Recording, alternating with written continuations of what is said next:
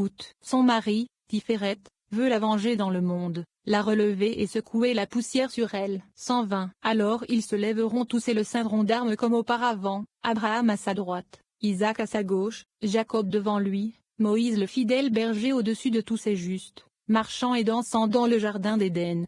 121. Dès que le Messie sera perfectionné par les justes dans le jardin d'Éden, il entrera comme précédemment dans ce lieu qui est appelé nid d'oiseau. Il voit une image du temple détruit et de tous les justes qui ont été tués. Ensuite, il prend 10 vêtements appelés vêtements de jalousie pour les cacher pendant 40 jours et ne pas les révéler du tout.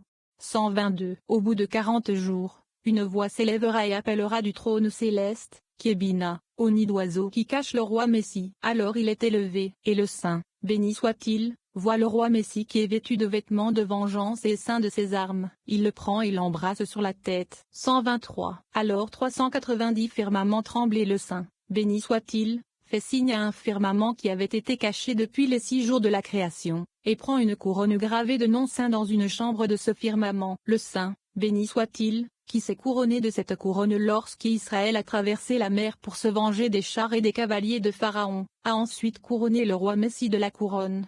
124. Une fois Messie couronné et parachevé de toutes ses perfections, le saint, béni soit-il, le prit et l'embrassa de nouveau. Qui a vu cela? Les saints chariots et les compagnies d'anges suprêmes qui l'entourent et lui offrent des présents et de nombreuses choses précieuses. Il est couronné de toutes ces choses. 125. Il y entre dans une chambre et voit tous les anges suprêmes qui sont appelés les pleureurs de Sion. Ils pleurent sur la destruction du temple et pleurent sans cesse, et il lui donne un vêtement royal de pourpre pour se venger. Puis le saint, béni soit-il, le dissimule dans ce nid d'oiseau, et il y reste caché pendant 30 jours. 126. Après 30 jours, ayant disparu dans ce nid d'oiseau, il descendra orné de toutes ses parures d'en haut, avec de nombreuses compagnies saintes autour de lui, et le monde entier verra une seule lumière suspendue du ciel à la terre. Elle restera 7 jours dans le secret de Shzed, Gura, Tiferet, Netza, Od, Yuzod, et Malkout dans Malkout, et on la trouvera illuminante même dans Malkout de Malkout. Tous les habitants du monde s'étonneront et seront choqués et ne comprendront pas du tout,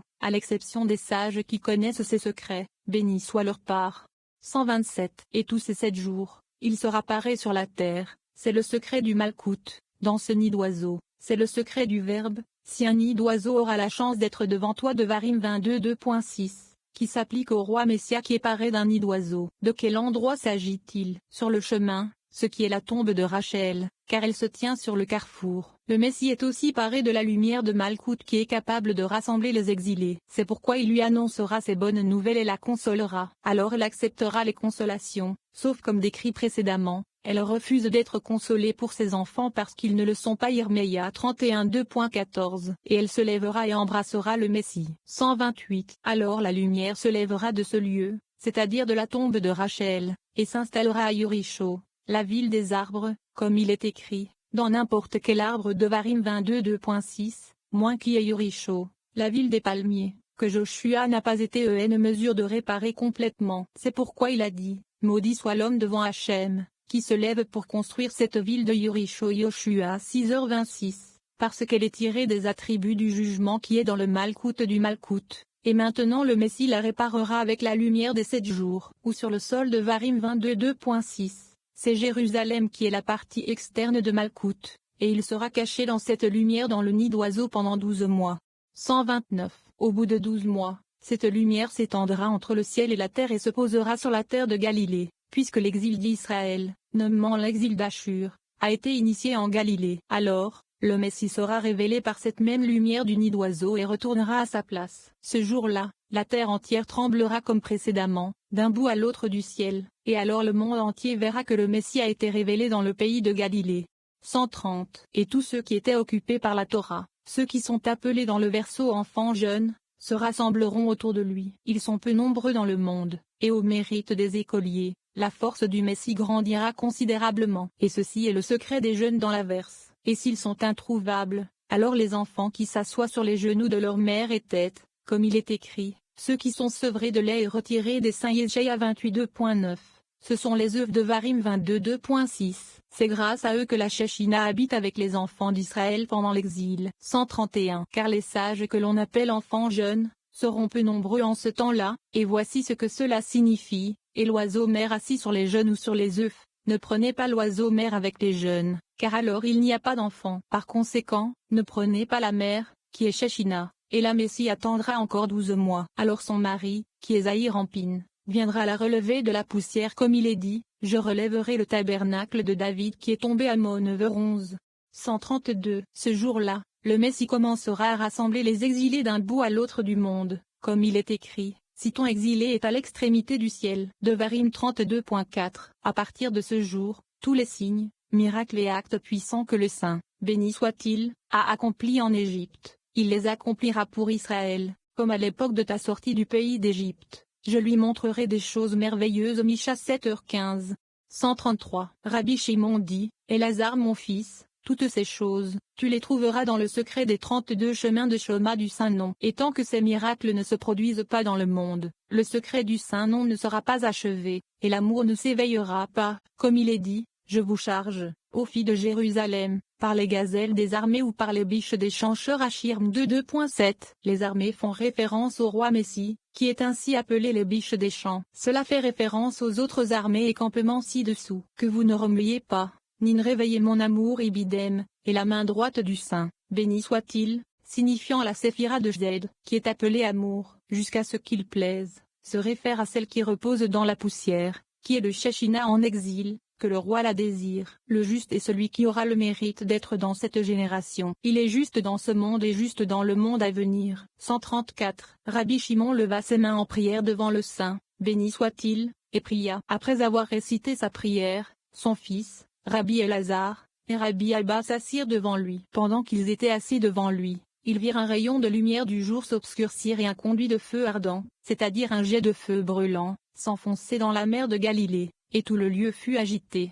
135. Rabbi Shimon a dit, certes, voici le temps où le Saint, béni soit-il, se souvient de ses enfants, et il fait descendre 2 larmes dans la grande mer. En descendant, elles touchent ce conduit de feu ardent et coulent ensemble dans la mer, l'une avec l'autre. Rabbi Shimon pleure et les amis pleurent. 136. Rabbi Shimon a dit, j'ai remué dans le secret des lettres du Saint-Nom, dans le secret de l'éveil du Saint, bénéficie soit-il, envers ses enfants. Mais maintenant je peux révéler ce qu'il n'était pas permis à une autre personne de révéler, mais le mérite de cette génération préservera le monde jusqu'à ce que le roi Messie vienne. Rabbi Shimon dit à son fils Rabbi Elazar et à Rabbi Abba, lève-toi sur tes jambes. Rabbi Elazar et Rabbi Abba se levèrent. Rabbi Shimon pleura une seconde fois et dit, oh, qui se lèvera alors? Car ce que je vois, c'est que l'exil va s'allonger. Qui sera capable d'endurer? 137. Rabbi Shimon s'est aussi levé et a dit, ô Hachem, notre Elohim, d'autres maîtres que toi ont dominé sur nous. Mais c'est par toi seul que nous ferons mention de ton nom. Yeshaïa 26 2.13. Ce verset est expliqué. Mais ce verset contient un secret céleste dans le secret de la foi. Hachem notre Elohim est le début des secrets suprêmes,